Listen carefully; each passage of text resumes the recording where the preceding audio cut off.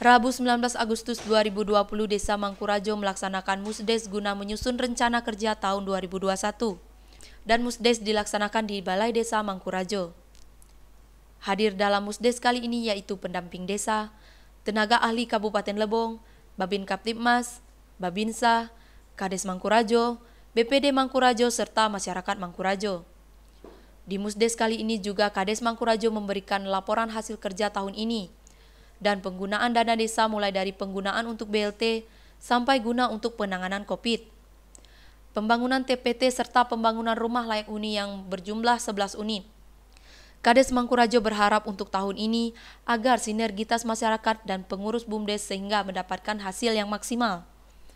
Hasil yang memuaskan sehingga masyarakat bisa menikmati hasil BUMDes dengan senang tanpa adanya keluhan.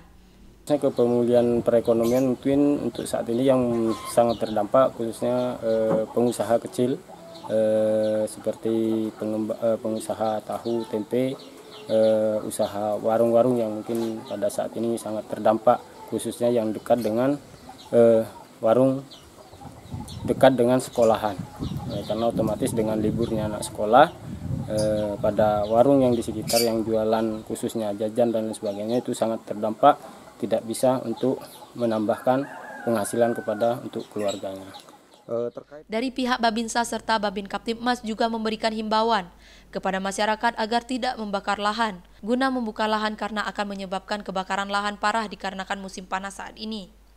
Setelah itu pemerintah desa mengusulkan untuk merehab kantor desa karena kondisi atap yang bocor dan tiap penyangga sudah tidak siap kondisinya, serta membuat taman bunga, drainase, pelapis tebing, sehingga pengeras jalan usaha tani. Pada intinya, usulan Desa Mangkurajo berfokus pada perekonomian, pembangunan, dan pemberdayaan.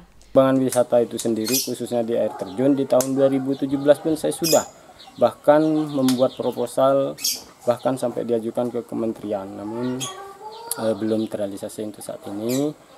Dan saya tegaskan kepada khususnya muda-mudi Karang Taruna agar untuk saat ini paling utama, langkah utama yaitu membuat jalan sehingga untuk masyarakat yang ingin berkunjung ke air terjun tersebut bisa dengan mudah untuk sementara ini.